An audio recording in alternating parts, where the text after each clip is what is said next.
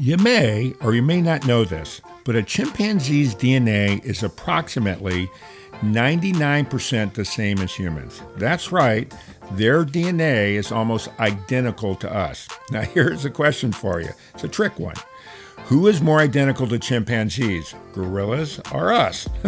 Well, guess what? I'm not going to tell you. You're just going to have to listen to this episode. Now, I've been really blessed to have so many amazing guests and willing to join me in the podcast. It's really pretty crazy how lucky I've been. Well, today's guest, she's no exception. She's a badass. Jenny Desmond of the Liberian Chimpanzee Rescue and Protection Organization, she joined me. And let me tell you, it was a huge treat for me. There was so much to talk about, it was really difficult to cover it all. And really, to be truthful, we could have talked for hours. Now, here's some tidbits that I want to tell you. Did you know that the Western chimpanzee is critically endangered? And guess who caused it? Yep, us. Did you know how important they are to the environment? Wait till you hear that. And think about this one.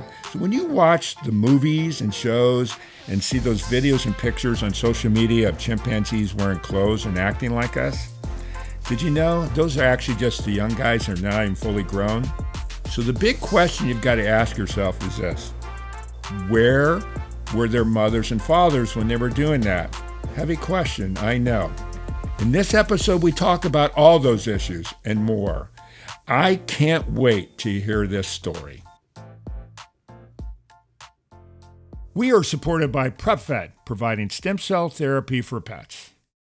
As a pet lover, did you know your pet can benefit from the incredible healing power of stem cell therapy? Prep Therapy offers a groundbreaking solution taken right from your pet's own blood. Say goodbye to joint pain, arthritis, kidney and liver conditions, and more. They'll experience faster recovery, increased vitality, and extended quality of life without the need for surgery or harmful drugs. Put the wag back in their tail and discover Prep Therapy today at PrepVet.com. Save 10% with promo code FurRealPodcast, covered by most pet insurance. For real, for real, for real, for real, for real, for real, for real, for real, for real, for real, for real, for real, for real. Got a bunch of furry friends and I love them all the same. I'm an animal lover, veterinarian is the name. Let's share some pet stories from heartwarming to strange. Losses and games, from wacky to insane. For real. You're now tuned in to For Real with your host, Mark Kyle.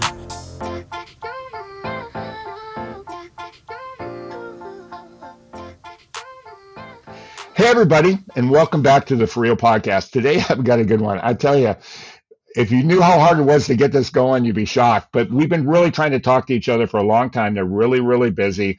I've got Jenny Desmond on, and she is amazing. So she and her husband run the Liberia Chimpanzee Rescue and Protection Organization. And wait to hear her story. Now, just a little tidbit. This morning, we had a nightmare trying to get together.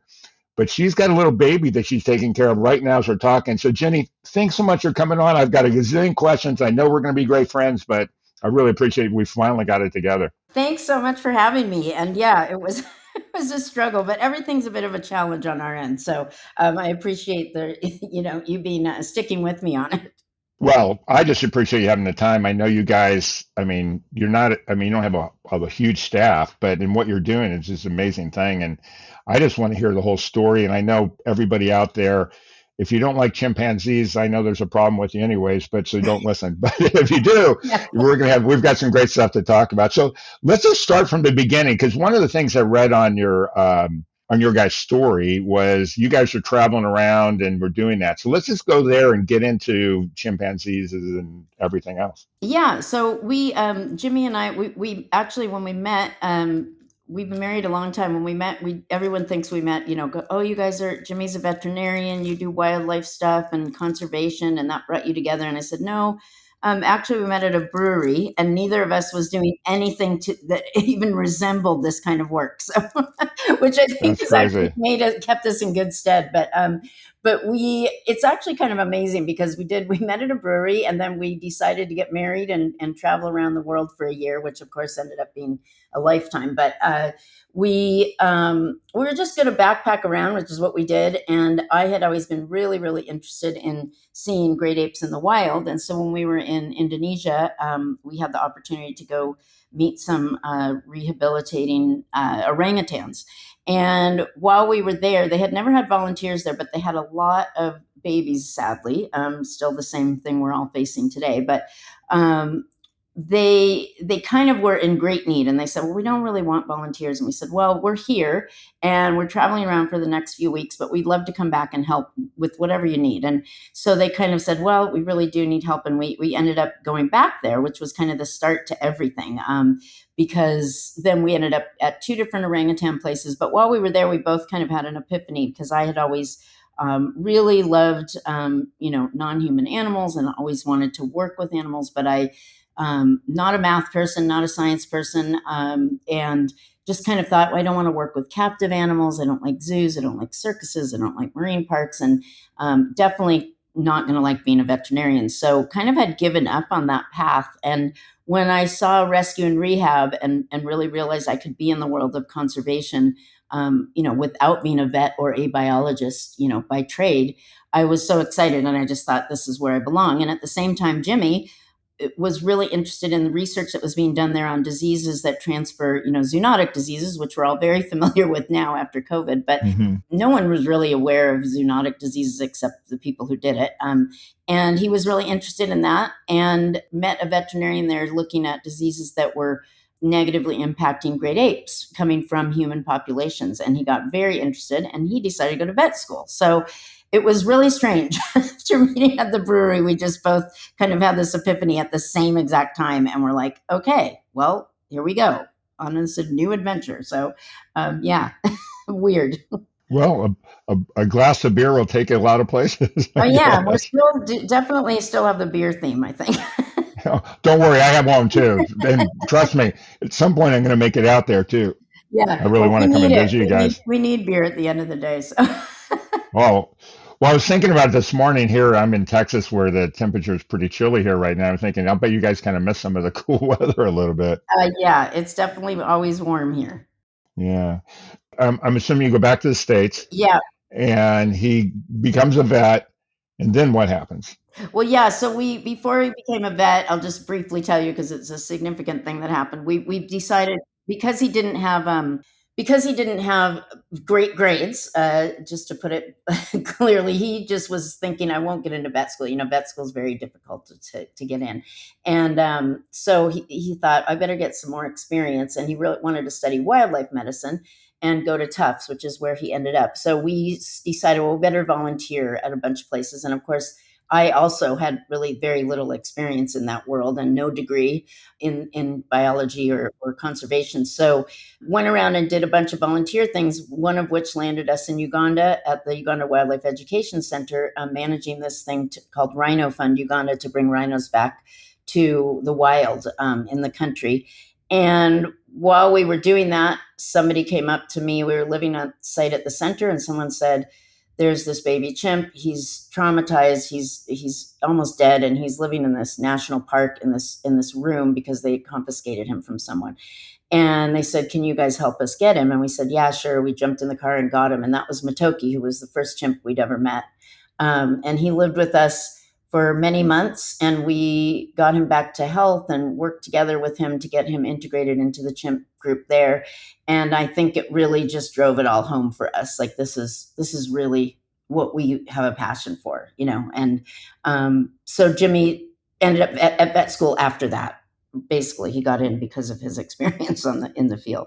Which is probably a better way to get it anyways, because grades doesn't dictate how smart somebody is anyways. I don't care what anybody says. Yeah. And I think it was great because we had done all this great stuff and we kind of knew what we wanted to do when he finished, which was basically come back to Africa. So have you seen Matoki? I mean, I know you got integrated back in. Have you been able to see him, or is he still around? Yeah, we've seen him a few times because we've been back to Uganda, and and just like all the stories you see, and now we obviously know this quite well, but he definitely remembered us. We couldn't go in with him because he was with other chimps at that point, but he did the cutest thing. We came up and we said, tokers, which is what we called them. We said, oh, hi, and he's looking at us really, like, is that really you? And it was so cute because you could just see the moment he realized it was us, and he ran over and got this other baby, and he laid on his back and started playing airplane with the baby, which is what he did with us, which we what we did with him all the time. Oh, that is amazing. I've got goosebumps. I know. It was crazy. And I'll tell you, the caregivers who didn't know us before were like, is that Matoki? What is he doing? Like they were so shocked. Really? Yeah, because it just wasn't really he was more kind of the alpha at that point, and they were just like, what's he doing with the baby? Like he never plays with the baby. So it was amazing. If you can see the smile on my face right now, it's so great. I love that. That's such a Yeah, great story. I'm glad I asked you that. major tears. So you go to vet school, and then, I mean, Liberia is not exactly one of the hot spots of Africa yet. So how did that happen? It's now our home, but it's definitely not the hot spot. Right. But yeah, yeah, fast forward, vet school did several different kind of things, some things in the US, some things in Africa. Then we consulted kind of on and off, both of us, and just various ways that where we had experience. And then we were in Kenya, and actually we always look back at this time because we were living in a house on the beach, just renting a place, and people were letting us live there while we helped at this Colobus Conservation, which is a great organization in Kenya who does monkey rehab and rescue and reintroduction. Great organization. Living right kind of next door to the rehab center, literally on the beach in this awesome house. And they had offered us a position to manage there. And we were like, well, we should consider it. But, we're thinking do some other stuff and maybe switch out of primates because we've been doing that a lot. Let's kind of maybe get out of this niche and go do some other things. And got a phone call to come to Liberia for 5 weeks to help chimpanzees who had been in research here. And I can go into that if you want. But there's, because of the high population of chimpanzees here in the 70s, at New York Blood Center, a US-based blood center, came here and took chimps out of the wild and developed a whole colony here. Basically went through 400 chimps who died during the process to do research on them of all kinds. And these chimps have been left on these islands by the center, and they'd supported them for 10 years and then just walked out during the height of Ebola. And basically knew they were going to starve to death, and they were starving to death. And so we were asked to come in and do some crisis intervention. And so that was for 5 weeks. And then, so that was 8 years ago. So we're still here. So I've got a couple of questions about that. First off, so when you guys went there, was that during Ebola as well? No, it's right after, like Yeah. literally right after. Like I think they had been declared Ebola free, months prior. So we weren't here for all of that, but the aftermath, of course. So New York Blood Center, just they leave. They didn't put a plan in for these things. They say, you guys are gone. We're not going to catch Ebola, and we're just going to leave. Mm-hmm. Mm-hmm. People. I don't think it was that heroic sounding. I think we just kind of maybe oblivious and just came to do it. It sounded like something important to do. And we thought, well, we can do it for 5 weeks and go see what it's like. And it wasn't 5 weeks, obviously. Yeah. And that was what, 2010 or something like that? Is that when it was? No, that was 2016. 2016. Okay. Yeah. Yeah. Well, I guess I don't read that well. My reading and comprehension isn't that good. I can't ever remember any dates or numbers. So I'm right there with you. I'm probably wrong on the date. So you guys go in, and so where you are, so I just for the listeners, it's Western Africa, and you guys are just north of Nigeria, right? Yeah. So the countries surrounding us are Ghana, Guinea, Sierra Leone, and Cote d'Ivoire. So we're kind of right there. We're on the coast, and a small little country. I'd never really heard of Liberia, and everyone always goes, "Oh, you live in Libya?" I'm like, "No, it's a different country." Or librarians. Yeah, exactly. I bet you get that a lot. Yeah, and it's a great. People here are amazing. It's an amazing country. One of the poorest countries in the world, but despite that, and 2 civil wars, Ebola, COVID, they've been through it all, and they're just the most wonderful people. So we really lucked out. Did COVID affect your chimps when you're there? I didn't even think about. I mean, you would think almost you're so isolated. Yeah, so COVID was, yeah, very, very dangerous for the chimps because I think we were talking about this prior, but the biggest risk and threat for our chimps and any chimps actually, and any great apes really, is respiratory diseases because it just hits them in a way that's very different from the way it hits humans. And people have been hearing about the RSV thing in the U.S. lately, and Sure. that's basically, kind of what happens if they get a cold from us or from anyone. And, of course, COVID being respiratory, we were terrified.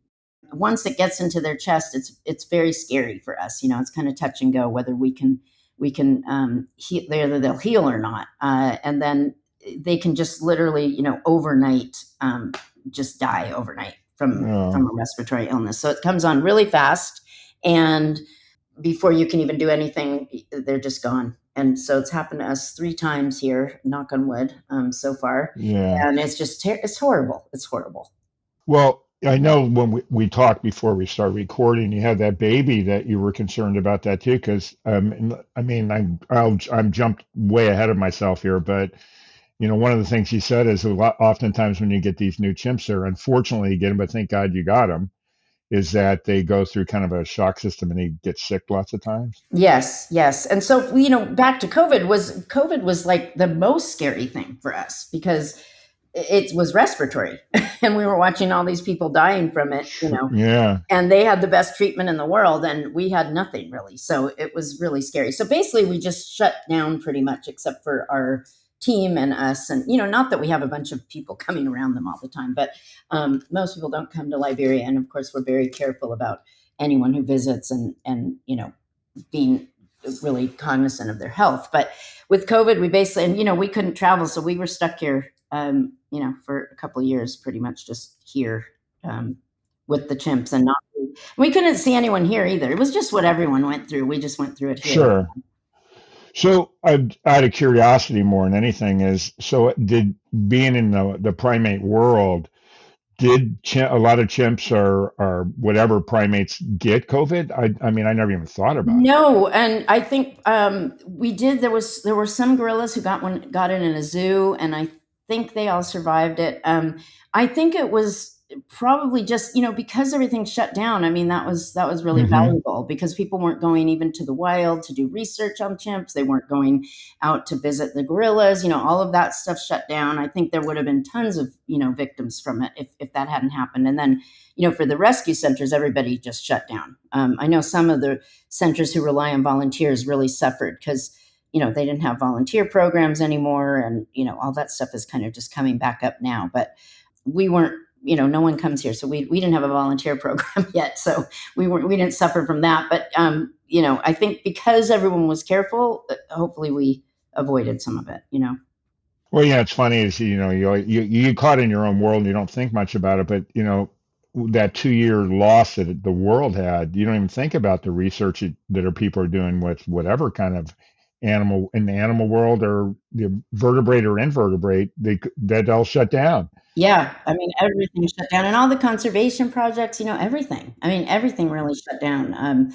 We kept going. The only good thing for us is we were in the phase 1 of our development of our new site, which is no longer new, but we're in phase 2 of that now. But we basically, because there was nothing going on, we were basically able to build our first phase of our site. We just did that all during the whole COVID time period, and so we actually at least made some progress during that time. Well, okay, so let's go back. So you guys go there for your 5 week period that's become a lifetime period now, it seems like. But so you get there, you do that and I mean, you get there, you see what's going on, you see these animals that are starving.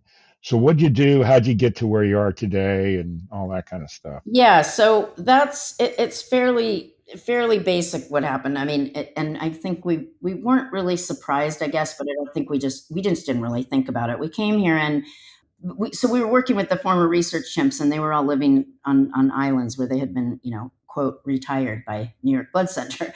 Yeah. And after the 5 weeks, so we were doing crisis intervention, getting a team back up and running, making sure there was food and water getting to them, trying to just see what are all the things, implementing some birth control stuff, and just meeting all the people here and understanding what those chimps would need going forward. Then we went back to Kenya, and we basically, in that 5 weeks, we're coming to do that we got two chimps, Gway and Sweet Pea. Two chimps were brought to us. They had nothing to do with the research chimps. They were from the bushmeat and pet trades. Yeah. Which we hadn't really, in East Africa, there's definitely issues that are threats to great apes, but bushmeat's not as at all as prevalent. And the pet trade is not as prevalent either there. And so we hadn't really experienced that. We'd seen more of human wildlife conflict and habitat loss and all that, which of course we also have here. But it was this rampant bushmeat and pet trade. And we were just like, what is going on? So we got these two chimps thinking, well, there's a sanctuary in Kenya and we will bring them there when we go back. Of course, we couldn't do it in the 5 weeks. So we hired a caregiver and set her to, had her set up here with the two babies and went back to Kenya to see if we could, have them sorted out on that side. Sorry. And got there basically because Ebola had just ended. They said, no, we're not bringing any chimps from Liberia. And we said, well, they don't have Ebola or they would not be alive. I mean, they don't have Ebola. And they said, no, we won't take those chimps. So we said, okay, well, we're going to have to figure something else out. In the meantime, we were asked to come back for another year. So we said, let's go do that. We'll sort out the two chimps and we'll help those other chimps for another year and see where we're at after that. And got back within 2 weeks of getting back, we had a third chimp. And within another, 6 months, we had 5. And we were just like, okay. I mean, I literally think we looked at each other. We're like, now what do we do? I think we're stuck, But, we just suddenly were like, this is a huge issue. Like, this is a really big thing we didn't know about, and hadn't really contemplated. And this is something that has to be dealt with. And we're like, well, who else is going to do it? We're not going to keep sending chimps out of the country and no one will take them anyway. So basically we were like, well, we need to help these 5 chimps and the many others we've been hearing about. And then mainly we need to address the root causes, and start doing work right away to figure out how we stop this. So yeah, it was kind of how it all transpired. And we thought, I don't know if we really thought about it or we just did it, kind of went headfirst into it. Well, it's crazy, and I want to stay on the story, but I want to kind of give some background to it too, because you mentioned a couple of times Great Apes, and I know now, but most people listening probably don't know. There's basically 5 Great Apes, I think, is what it is, right? Yep, chimps, gorillas, orangutans, bonobos, and humans. Yeah, humans, and the most endangered great ape is the chimpanzees, or is it the Western chimpanzee? What you guys are taking care of? Well, they're critically endangered. They're considered critically endangered. So the next step for Western chimps is extinct, basically. So it's a pretty dire situation for them. And that's caused mainly because of you and I, right? Humans. Yep, just like everything else. It's unbelievable. I mean, when you start thinking about it, I mean, every time I talk to different groups and that, I realize, what a great job we do as humans all the time. It's really kind of sad. Well, yeah, but for every bad thing you see, there's a lot of people doing good stuff. So I try and keep Sure. focus on that. Well, if it wasn't for the bad people, we wouldn't be around. I mean, I guess I wouldn't mind putting myself out of a job. I'll tell you that. Yeah, I'm sure. Well, the thing I read too is I think since I think 1990, the chimpanzee population has gone down 80% or something like that. It's insane. Yeah, it's insane how fast it's happening. I can tell you for us being here, if you just look at it, on a small scale, is in 8 years we've gotten 100 chimps, and what it's estimated, this isn't scientific, but estimated for every chimp we get who ends up with us alive, that 5 to 10 have died. So you're talking about, 500 to 1,000 chimps, and we have a population estimated at 7,000 here, which is the second largest population. Guinea has the first. And we have the largest remaining habitat for them. And we've lost now, in just this short time we've been here, we've lost, a significant part of our population. So 10% or more. And that's just crazy to me. Well, what I read too is, and the reason why we're losing them, other than them using them as meat, which is horrible, I can't even imagine, but it's civilization taking over, road building, Yes. and then people growing crops, and the chimps coming in and eating some of the food, and then the farmers taking retaliation by killing them, right? Yeah, and we don't really have that so much here, knock on wood.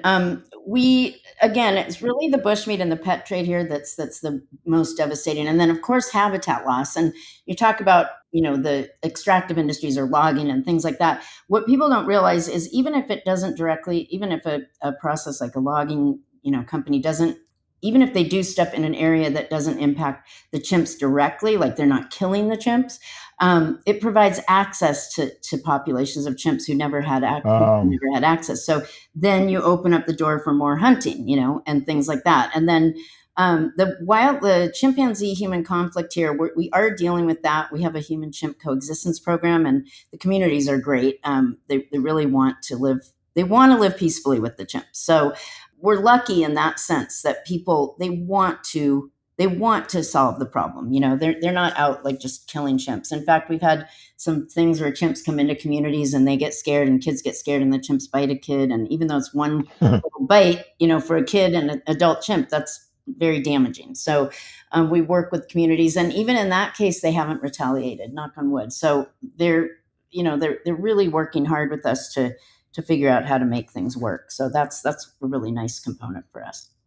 well, when I always think about organizations that are doing rescue or whatever, and I just thinking about somebody, actually, it's an episode that was out this week. It's the smart groups are going to the source. They're figuring out, they're not, they know what the problem is, but go to the cause, not the effect, right? So Yes. educating, the people that the chimp got scared in that too. That's just a smart way. It's a smarter approach. Yeah, and I mean, we go and meet the kids and the families, and try and, we obviously help support them financially, but try and make sure they're getting, the help they need. And we have a really great team of people who work with us, the librarians who go and visit. We have a ranger who goes and visits immediately if there's been something, even if the chimps just come into the town, our team goes out and meets with people and does awareness stuff. And so it's great. I mean, that part of us, what we do is great. Actually, I really enjoy that part because it's very proactive instead of what we're doing with the rescue piece, which feels sometimes like we're not making any headway. Well, the only way you get rid of it is by educating people so they know how to do it too. I mean, that's at the end of the day, it's just going to keep going. It perpetuates itself unless you're going to figure out how to stop that. Yeah. The interesting thing I read too. Well, first of all, correct me if I'm right or wrong here, but I think I read that Liberia has the largest tract of land for the chimpanzees, basically to roam or whatever you would call that. Is that Yeah, true? so we have like the last remaining, the last, I guess you call it intact habitat for Western chimps. So yeah, it's a very valuable Wow. country, and I mean, the biodiversity here is amazing. I mean, it's an amazing country. It's just and I guess part of the fact that it hasn't been very developed, which is good and bad. I think some of that's not good for people living here, but Yeah. a lot of it's been preserved because of all the things that have happened here. There hasn't been a lot of development, but so we're working really hard to keep that forest, but also make sure that people can prosper as well here. Because you can't just say, "Oh, protect all the forest," and everybody just has to suffer through that. How do we make that a good thing for people? Where the outcome benefits everybody, including the chimps and the humans. So a lot of the work is around that. How to figure that all out, which is of course complicated, but necessary. Well, another thing that I read, which I thought was fascinating, interesting, or whatever big word I can say that makes me sound like I know more than one syllable, is that what they do, because the chimpanzees, what they eat, but they spread seeds all over because they move around so much, Yes. and then they become the ecosystem becomes more biodiverse, but it also attracts more animals because you're now, whatever the seeds they're dropping off everywhere are going other places and attracting other animals. So I thought that was really cool. Yeah, so we call them like gardeners of the forest, or there's some other terms like that. And elephants also are similar kind of type of species who does that. But Yeah, so that's part of it too, just ensuring everybody understands the role they play in the forest. And most people who've lived near forests understand that. They know that that's the dynamics of the forest, that every species is important. And even at our site, where it's not a natural habitat for chimpanzees. I mean, they may have been there many years ago, but the site where we are has really big forest area, but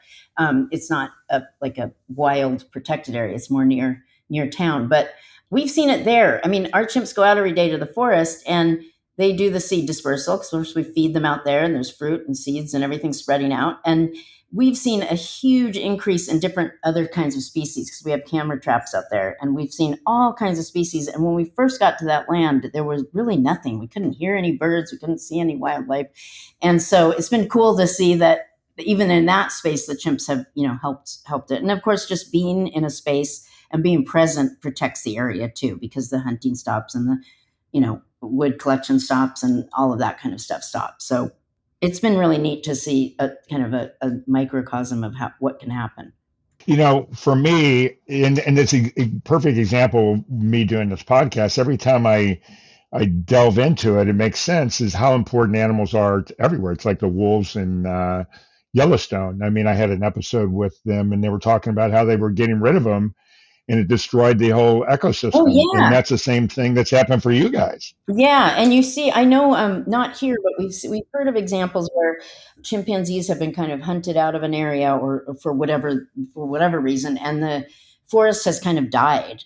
So we kind of we know that from past experience that that's the case. So yeah, so Liberia is protecting 30% of its forests, and they're pretty committed to that. And I think, if we can keep doing that in a sustainable way and establishing more new protected areas while also making sure that humans can, prosper and be successful economically, I think we have a really good chance of turning things around here, or kind of keeping things on a better track. And hopefully along with that comes, less hunting and more alternatives to that. And it's just, there's a lot of different, it's multi-level kinds of interventions that we have to do all the time, kind of always learning and evolving.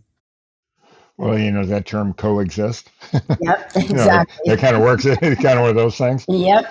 But 'cause we can go so many directions on this thing. I could talk to you for days on this. So, but let's talk a little bit about chimpanzees, their use of tools, how big they are, all that stuff. Because a lot of the people listening just don't know. Obviously, you guys are living with them, so And I've learned so much in the last few weeks when I've been kind of studying this before we talked that I didn't know. So let's just put it out there. I mean, one of the things I did read, and before we get into that too, is that when a mature chimp is killed, it takes for them to be mature. It takes 14 to 15 years before they can actually have Oh children, yeah. babies, right? I think yeah. So you lose 14 years, especially in a critically endangered species as soon as one gets there, I mean, it takes you way back. I know that you used, the 5 before, but that's even another issue that's a problem. Well, yeah. I mean, if you really start thinking about it, you think, okay, we have one. You take one chimp. We get a baby here, right? And then you think, so we know at least the mom was killed. I mean, you don't get a baby from the Right. side of the road, which some people will tell us sometimes. Yeah, I found the chimp on the road. I'm like, okay, a baby chimp doesn't just walk around on the road. Yeah. But so, and just like humans, a mother will protect her baby, to the death. So you don't get a baby chimp without the mother having been killed.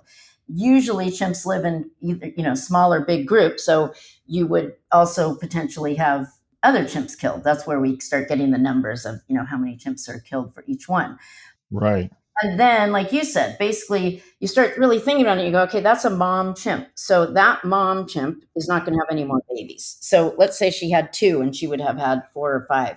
You already lose those babies. Right. Then you start thinking, if the chimp who comes here is a girl, she's not going to have any babies, unless somehow we do reintroduction someday. But she's not going to have any babies. So then you lose another 5. So even when you start thinking that way, it's pretty shocking, And they only have babies every, years, about 4 to 5 years, so, or more. So it's not like they're just having babies every year, or they're having 6 babies at a time, like a dog, So it's just like humans, we really they don't have kids very often. They're few and far between. And, again, like you said, whether you kill a male or a female, you're already devastating that population just immensely with just that one death. And also the babies and the juveniles, they stay with the mother until like they're 13 or 14 or something like that. Yeah, the girls stay their whole lives often. So, the boys stay their whole lives often. So, Yeah. yeah, it's really just devastating to the whole population, of course. And then it's really traumatic. It's like it's the same as for us, somebody coming in our house and killing our family right in front of us, in a bloody murder, and then taking us hostage and, whatever else happens after that. So it's really similar for them. They experience all of that the same way we do. And when you were talking about humans and chimps, we share, I think most people know this by now, I guess, but we share almost all of our DNA with chimps. And this is a cool thing that maybe but I always think it's cool because even when I found it out, I was surprised. Was they say, well, so chimps and humans are kind of like next to each other, and they're closer. Chimps are closer to humans than they are to orangutans or gorillas. Gorillas, yeah, I read that. That's amazing. I didn't know until I read that just the other day. That's crazy. Yeah, people are always surprised. like I said, I was surprised when I heard that. I said, wow, because we think of ourselves over here, and then those guys are over here, even though we're close. Right. They're all kind of over in that section. And it's just not like that. And I've worked with orangutans and gorillas and chimps, and very different, very, very different kinds of creatures. So, and to go back to the DNA thing, which most people know, but the percentages I read, and it varies because there's somebody recently, a new study that came out, but somewhere anywhere from 95 to like 98%, basically same DNA as a human. Yeah, I think it's 98.6 or 98.7 is the estimate. So it's, Yeah, I just read some new thing saying it's 95, and it's probably somebody that doesn't want them to be. I'm sure they don't want them to be as close as they Yeah, are. exactly, because we're way cool. Yeah, and also we don't want to have to stop doing things to them, so. Yeah, exactly. So, and this is completely off the track, but is Princess still around, your dog? No, so she I'm passed sorry. away. Yeah, she passed away during COVID, not from COVID, but she passed away. She was 14. And yeah, that was a terrible loss for us, as you can imagine, if you've seen all the things about her. She was an amazing, amazing person. And she really, 14 years, she went everywhere with us. She lived in like 8 countries with us. She really helped us rescue and rehabilitate so many different animals, all different species, including birds. And she was just, she was a real gift. So yeah, that was a big loss. And for the listeners, she was a dog. And what kind of dog was she? She was like a cattle dog, mostly cattle dog, and we think maybe pit bull mix. But she was a rescued from. She was our last foster dog during vet school. We fostered a lot of dogs because we weren't going to have a dog. We were going to travel. We weren't not going to have a dog. So Princess came as our last foster, and she was so challenging that I was like, oh, I can do this. I've fostered so many dogs. Whatever. They told me, oh, she's unadoptable. And I said, yeah, that's terrible to call a dog that. And then I was like, 2 weeks later, I was like, yep, she's unadoptable. I don't know what I'm going to do with her. So we ended up keeping her, and we got a job in Congo and said, we can only come to the job if our dog can come. And they were like, sure, if you can get her in the country. So we did. She loved it. So that was great. So, she's called a foster failure. I think it's the craziest name ever. Yep. I think it's just the weirdest thing. We went through 15 before we failed. So I was like, wow, I thought we were free. And we were literally almost ready to go out of vet school. And we were like, we made it through without keeping anyone. Well, the crazy thing I read, and you can, kind of delve into it a little bit. She was there and she got along, and she kind of was the herder of the chimpanzees. Yeah. And they had no problem with the dog, and she had no problem with them. No, they didn't.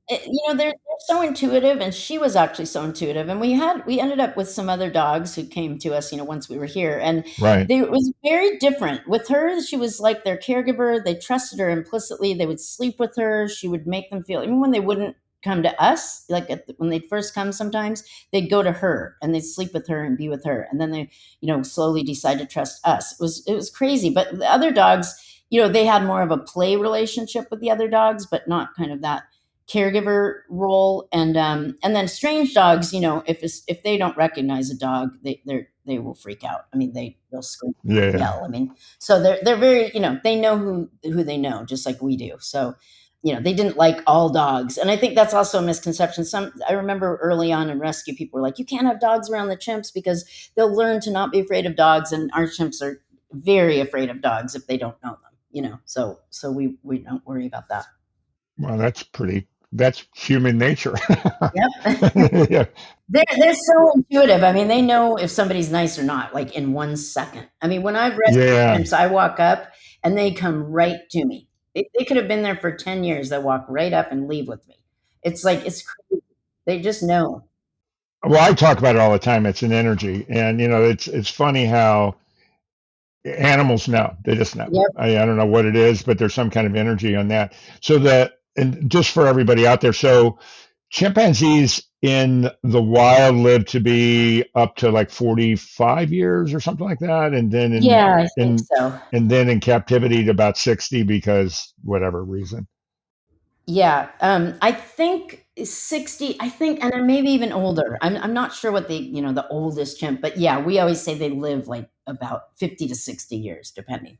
But yeah, just like any animal, I mean, of course, in captivity, it's longer. And sometimes that's great. Like if they have a great life in a sanctuary, a rescue center, it's not great, in my opinion, to Yeah, live that long when when you're stuck in places you don't want to be. So it's a catch 22 for them. yeah. I mean, who wants to live a long time and you're miserable? Yeah, exactly. So when I see a baby born in captivity, I'm like, oh God, another 60 years of Yeah. being there.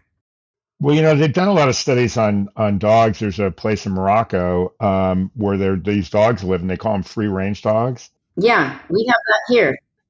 Yeah, yeah. Well, that's I'm sure you do. And so what the study was is one, how healthy they were, and they were trying to measure happiness. And I don't know exactly how you do that with a dog, but there's a thought process, where we here in the States, we have these dogs in our yard, and they're, now more and more they become more just, part of the family. But yeah, are they happier that way? Or are they happier where they can run around and do their own thing and then come home at night and do whatever they want to do? Kind of probably the same way that chimps are doing. Yeah, we talk about that a lot here too, about the dogs. It's funny. And I think I was reading something about that too. I don't know if that was the same thing, but we always joke about that because, you'll be driving along and you see some dogs just kind of trotting along the road and you're like, oh, they're just doing their thing today, Right, and people here have them as pets, but they don't keep them tied up or, right, it's not like in East Africa we saw a lot of dogs being kept as pets and crated up or fenced in or all that because they're guard dogs. And here people they'll guard their space, but they don't teach them to be guard dogs. Or there are some hunting dogs here, but and then some people eat dogs here, but not a lot of people. right. It's not as common as you see in some other places, but generally here people really seem to like dogs and yeah, have them in their homes, and then the dogs just get to live their lives, and they definitely look happy. you know Well, yeah, I mean, you can't ask them, but there, it is one of it's that philosophical question, would they be happier just cruising around Yeah. and doing their own thing? And, there's a lot of studies going on sentient beings and how they really think. I mean, I had an episode about, and I was just thinking about when you were talking is, these chimps have gone through traumatic experience where they saw their mother killed or whatever else. There's in the States in the last 10 years, they're studying PTSD in dogs. Yeah. And or in the United States, in the world. It's just they just started doing it. I guarantee these guys probably, especially when you talk about the DNA comparison between us and them, they probably go through PTSD severely. Oh yeah, I mean that's 100%. I mean, and I actually have a master's in social work, which I always joke that I don't use it, but then I was like, I think I pretty much do use it because I actually was studying kind of this kind of stuff, and it's definitely the same, basically the same, impact and response, and the same kinds of treatment. I mean, I don't know, how it's officially they treat PTSD specifically. I mean, I worked with in protective services for human children when I was in school, and it's similar, the trauma you see and the impacts from that kind of trauma, and we, just basically offer them a ton of love and touch and stuff to try and make them feel secure and trust us, and then of course being around the other chimps helps as well too, for them to be around other chimps, not just humans. So there's a lot, there's a lot to a similar way of treating it, I think, if you looked it up. Well, you should look. There's the woman that was on. Her name is Carolina Lupo, and she's in Sweden actually, and she's amazing. And some of the things she talks about, and she's got and she's working with a company that has an app that has a bunch of stuff on PTSD. It'd be interesting how you would do that correlation with the chimps, but it's called Petly. You can look it up. But if you listen to one of that episode, she's just so informative. I always talk to I get guests on, and female or male, and I call them my podcast crush. I get a big crush on the people because I just love what they're doing and just want to hang out with them all the time. It's one of I say it and people look at me kind of weird. And I go, well, that's just how I am. That's okay. I think that's good. That's nice for your guests. Yeah. Well, I mean, like I said, when we were talking earlier, I just meet so many interesting people like yourself that I just want to hang out with you guys all the time because you're That's doing all very this nice. stuff. Well, you haven't hung out with us yet, so I don't know if you ever say that. Well, I've hung out enough to know you haven't hung out with me either, though. So there's that too. So a couple of things about the chimps. So let's talk about size because the ones we see on the movies and that they're not that big, right? Yeah. But they're a lot bigger than most people realize when they're mature. Yeah, and I mean, yeah, so the ones you see in movies that are, handled by humans are, first of all, they're almost always abused because they would never just be on a movie and do stuff, Right. and do those kinds of behaviors. But they can't be an adult because they couldn't control them. And so those chimps you see on TV, I just always like to make sure people know you see chimps on TV or in amusement places, or we see a lot of online social media stuff where people are allowed to have license to have pet chimps, or chimps for I think in Florida there's some zoos, some safari parks that have chimps, and they use them for selfies and things like that. And what you don't see is that when they become older, those chimps disappear. No one sees them anymore. So they either get killed, they get in a cage, they get thrown into on a chain. I mean, so when you see the chimps, yeah, like you said, we think that's a grown chimp, but it's not usually. It's a baby or a little kid that they're actually, think about that. Yeah. Child abuse. Yep, it is. It's horrible. And of course, I always say, where's the mother? Same as our chimps. You didn't just get the chimp from the mom. That chimp came from someone. So that's one of the biggest battles we fight is the online social media exploitation, and even legal in the U.S. People allowed to have chimpanzees and other great apes as entertainment. And it's often if they're not bred outside the U.S., so they're not taken from Africa, then sometimes they're allowed to have them. They're allowed to use them for, like I said, they use them for selfies. It's just horrible. I don't know if you've seen any of it, but some of the stuff, I don't want to plug for them on here, but some of the stuff we see is just awful, just so awful. And it's legal, and it just makes me crazy. Dress them up, have them vacuuming rooms, cooking spaghetti, things like that. Just so undignified and demeaning. And they're allowed to do it, which is so crazy. And then, of course, the online platforms let them post all over, and they get millions of followers. So it's kind of a chronic problem in the US that we're trying to battle as well. That's different from here. So for the listeners out there, if you see that and you happen to be following something like that, unfollow it. Yep, unfollow it, and don't share the links. If you want to share, tell us about it. Take a screenshot and send it, because every time you share it onward, they get more followers and more advertisers and all that stuff. So yeah, we always say, if you see chimps or primates dressed up, that's not normal. That's not okay. If you see them with humans in a way that doesn't seem like that's a caregiver, or a rescue center, that's not okay. So, and then always just question, where are the parents? Where are the parents of that individual? Well, and that's again, it's generally, what I find, it's not that people are actually, you're just unaware of what the situation is. And that's one of the reasons why I wanted to talk about size, is that most people don't realize that what they're seeing, they may think it's a mature chimp when it's really a child or a baby that's wearing this stuff. Yeah. And your point is even more relevant, saying, where are the parents, the mother or the father? Where are they? Yeah. And that's something you just don't think about, and that's the reason why we do things like this podcast, is you can educate people so they actually, that makes more sense to me now. I get it. And you're right. I mean, people are often like, oh, you're right. Where are the parents? They haven't thought about it. Yeah. They're not mean. They're just, they haven't thought about it. Well, yeah. I mean, I always tell people when I do this podcast, of all the rescue groups I talk to and the variety of things, I'm just becoming more and more aware, which is and ultimately what that really means is that I was really completely unaware. I'm Yeah, like, but, so were all of us, I mean, I knew all this stuff before. I mean, you learn it over time. I mean, you don't you come into it without the knowledge. So, yeah, I never think people are intentionally doing something, except for the perpetrators who are doing it. But people who are watching stuff, they just don't know a lot of the time. And as soon as you tell them, they're like, "Oh gosh, that's terrible." I'm not going to watch that anymore. and now they'll hear that, and it's one of those things you just take a second and say, "Oh, wait a minute here. What am I looking at?" So let's talk about size again, so everybody kind of has an idea what a mature chimp really is. They're far, far, far stronger than we are. They might, like when they're sitting, they might look kind of similar size. Like I know Jimmy, my husband, he's about 6 feet. So if he's sitting and a chimp's sitting, they're generally the same size. If they stand up, the chimp will be shorter, but far bigger and about the strength of like 5 or 6 grown adult men. So they're dangerous. Yeah, I think what I read was that on average, the mature chimp is just under 5 feet tall.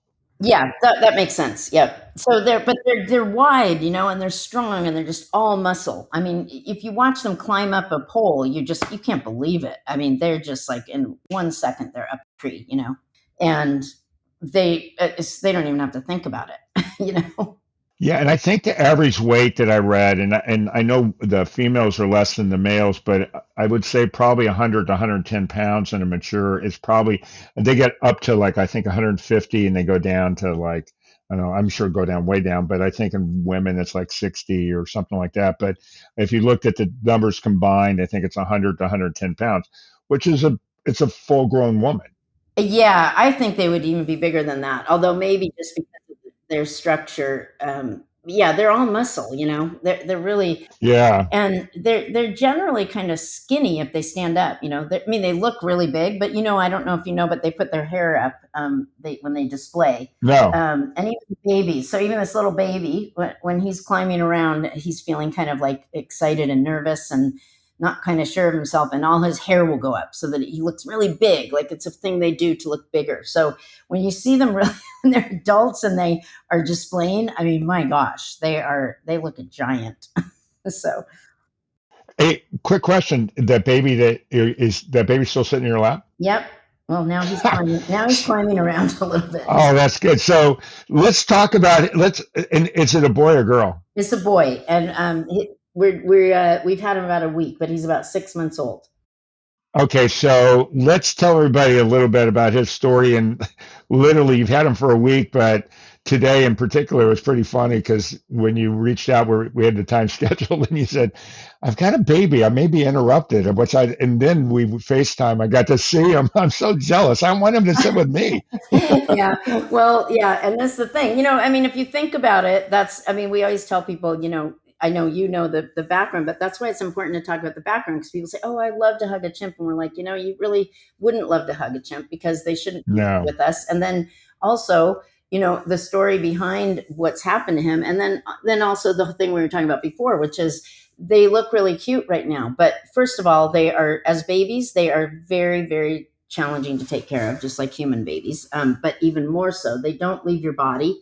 They sleep with you and they're with you 24 hours a day. Or if you're not taking good care of them, then people, as soon as they're about a year old, people start putting them on chains or in boxes or in cages because they can get around. They go around and grab stuff and climb on stuff and break things. And Yeah. so, and then with this little baby, he's with you. He needs 24-hour care. So if you're properly taking care of them, in the wild, they would be attached to their mother for years. I mean, physically attached, and only at a certain age would they start to just go a little bit away from their mom, like literally within touching distance. Like this little baby, he's 6 months. He won't go any further from me than where he can touch me, like hold my hand. And at 1 year, he'll go only as far as where he can make sure he can get back to me very quickly. And at 2 years, he might go a little further, but he still has to see me. So it's really a crazy, very, very intensive care they require. And so when you see them, when people have them as pets, most people are not giving them anywhere near to that, which is just Right. horrifying and sad for them. And a lot of people get them and they think they'll be fun pets, even here. And then, like I said, 6 months later, they're like, ugh, like I don't want this pet. Well, the crazy thing too is, I mean, that little guy lost his mom too, so you're now his mom, basically, right? Yeah, yep. And then we have a great team of caregivers. And so he's with me now just because we had gotten several babies recently, somewhat recently. And so we have our caregivers are all kind of busy, but he will be transferred to a full-time caregiver. Just as soon as, we usually try and get them through kind of the first crisis points to make sure they're kind of a little bit on their way. And then it takes time to get them transferred to somebody else because they're attached to you by then, so Sure. it's kind of a stressful process, but we try and do it as slowly and carefully as we can in each situation. Well, I also like the way you explained it when we were talking earlier. You call it bittersweet. Here you were able to save this little guy, but on the other side, you had to be saved. Yeah, and you're sad. I mean, when we get the babies, it's not like we're like, "Yippee, I got a baby." I mean, yeah, we love them and we care for them and they're adorable, but we do not want to get them. We always say we wish we never met them. We wish they were just with their families and we never got to meet them. So as cute as they are, it's not cute that they're here. So that's what we always try and just stress. And I think people really understand that. Most people who like follow us on the internet or donate to us really understand that it's not good that they're here. They're happy they're rescued, but they understand what went into that, and it's really nice. We have such great people who follow us and support us. We're so lucky. Well, your number one goal, and again, this is a conversation we had earlier. Your number one goal is to put yourself out of business. Yeah, I mean, we'd like to not have to be here. Yeah, So yeah. As much as you want to be there, on the other side of the coin, because unfortunately there's a need for it. But I mean, the where you become successful is when you're not doing anything. totally, 100%. And I keep thinking, in the next few years, I mean, we really have to, the numbers coming into us have to slow down or we're really failing, because it takes time for things to change, but it has to change at some point. We have to see the numbers reducing for us to feel like, all the different programs are working and everything's kind of settling in as a real true change, at the root causes of what's happening here. So it feels like 8 years feels like, oh my God, why isn't everything changed? But I know 8 years is short, really, if you think about changing a whole way of doing things. So Oh, sure. Well, I mean, everything like when we're texting back and forth, it's baby steps. yeah, yeah, yeah. So a couple of things you started doing, and I know I've taken up a lot more time than I said I would, but I can't even stop myself. I mean, I could talk for hours. So you guys are affiliated or working with Jane Goodall. I mean, Smithsonian. I mean, Diane Fossey. You're doing all kinds of stuff. I mean, let's talk a little bit about that. Again, I don't want to take up too much of your time, and then I want to get all your information out so people can help you guys and know how to follow you and donate or whatever. So let's. Yeah, well, we've been very fortunate that some of those things Jimmy and I have done in the past with other organizations, but we've always been really lucky to have support and collaboration and partnerships with a lot of great organizations. And yeah, I think everyone knows Jane Goodall, and she's of course the chimp person. She's the most famous person related to chimps, and now she's pretty much famous for everything. She's kind of the peace messenger of the world, which is amazing. But she's an awesome person, and we've been lucky to know her and become friends with her, but also to have her endorse what we're doing and her organization, Jane Goodall Institute, endorse what we're doing, because of course that really means a lot for us because they're so well known and we're really nobodies out here in the middle of nowhere. So, Yeah. but yeah, it's just when you bring up that, I think for us, the collaboration with people locally, and we say local, regional, global, we always try and make sure we have that reach. And the only way we can do that is through partnerships and collaboration. And that's really where it's at. I mean, if we just worked within ourselves in our own little corner, I mean, nothing would happen and we would never be able to do what we're doing. So we're so dependent and reliant and grateful for all the partnerships we have, like all over the world. So I just went last month. I was fortunate enough to go to a Great Apes survival under the UN survival group called GRASP, and we went to a council meeting there. I was able to go to an Interpol wildlife crime working group, which was really amazing. Those kinds of things are Cool. They're not just a conference, they're really the way where you meet people who are all trying to do the same things and bring that back here and be able to maintain those connections. And, with the internet now, of course, it's just so easy to do that online and do things like this with podcasts and Zoom. And you can really, we're in such a remote place, but we can keep in touch with everybody, all over the world, which is awesome. Yeah, I always find it bizarre. I was in Ukraine a year and a half ago, and of course, there's a lot of what's going on there. But I was able. There's a little grocery store to where I was doing some volunteer work, and they had internet. And I was able to do literally a Zoom call in Ukraine during a war. I know it just always blows my mind. That is amazing. I know it's truly amazing. I mean, it changes everything for what everybody's doing and the ability to work together on things, which is of course the most powerful way to do it. So absolutely. So how can everybody find you? Give them everything: social media, web, everything. Whatever they can do, and anything that people can do to help you. Just let me know what that is. Okay, great. Well, so our website is LiberiaChimpanzeeRescue.org. I want to make sure I'm right about that. I have so many different things. I'm like, am I giving the wrong thing? And that's just, that's our website. You can donate through there. You can read about what we do. LiberiaChimpanzeeRescue.org. You can adopt a chimp virtually, not for real. And believe it or not, I've had people write to me and say, how will I get the chimp? Oh my God. Yeah, I know. For real. I mean, that's sometimes crazy to me, but you know what you just said, right? You hear what you just said? You said for real. For real. Oh yes, for real, for real. So yeah, so I always say virtually adopt. And then we have, backstory, we have a bunch of articles and stuff. So if people want to learn about really what we do, it's there. But of course, we're very active online. We have our Instagram account, which is, and our Facebook. Really, if you look up Liberia Chimpanzee, if you just search for that, you'll find us everywhere because there aren't a lot of things named that. I don't think anything else is named that. So, Facebook is Liberia Chimpanzee Rescue. Twitter is at Liberia Chimps. Instagram is Liberia Chimp Rescue Protection. But again, if you just start putting in Liberia Chimp anywhere, you'll find us. And it's Jimmy and myself. We have a great team, but it's mostly us kind of online communicating. So we're always happy to answer questions.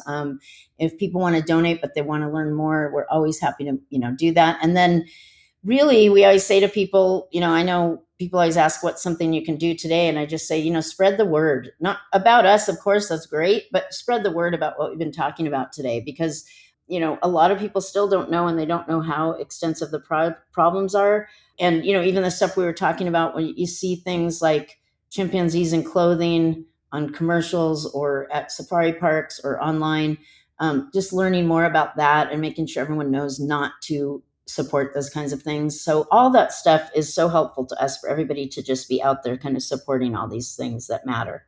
Well, and the other thing too, for everybody listening, in the description of the podcast, we're recording now, but when it comes out, I'll put the majority of that information on there as well. If you go to the description, if you somehow weren't able to write it down, you can go and you can find it right there as well. So last thing, this is the thing I dread doing it, but I got to do it. As everybody who listens knows, I always tell a silly dad animals joke, and I know everybody's already who's listened, so it's already cringing. And so I have one that's related to you guys, and I'm going to ask you it's a dad's joke, so it's kind of like a knock joke, somewhat. I'm going to ask you the question. Okay. Let's see if you can give me the punchline. Okay. So anyways, what do you call a baby monkey?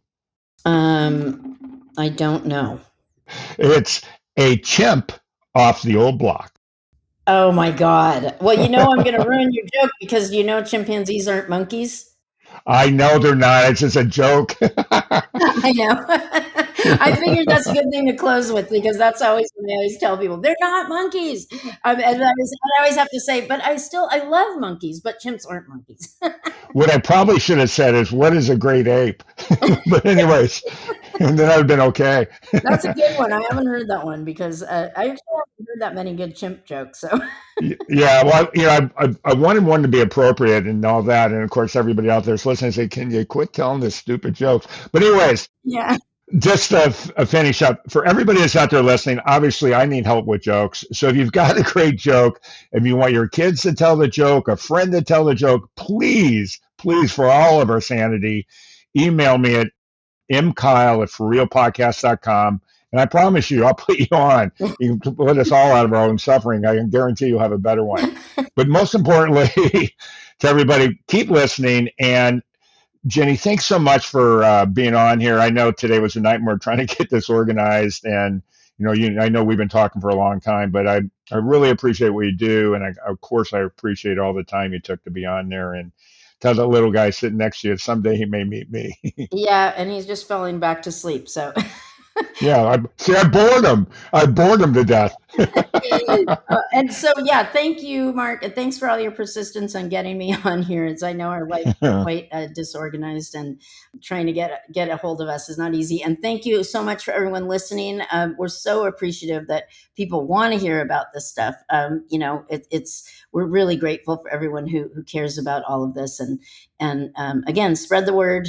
We can always use more people who are supporting and raising awareness about all this. So thank you to everybody and to you, Mark. And thank you. And so everybody out there listening, just to reiterate that, please pass it on. I mean, this episode is something I think people really need to hear about. And of course, we always are looking for more people. And if you've got subjects that you may think would be a good subject, please send those to me too at mkyleforrealpodcast.com. But everybody, Jenny, thank you so much for real. And everybody have a great day. Bye-bye. For real, for real, for real, for real, for real, for real, for real, for real, for real, for real.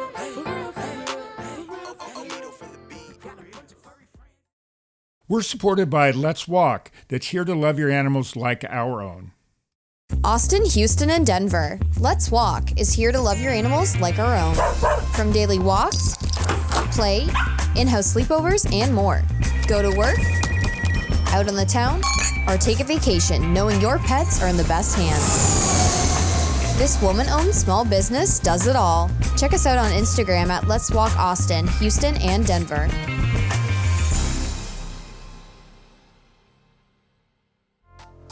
That concludes this episode of For Real with your host, Mark Kyle. For previous and future episodes of For Real, listen via all major podcast streaming sites.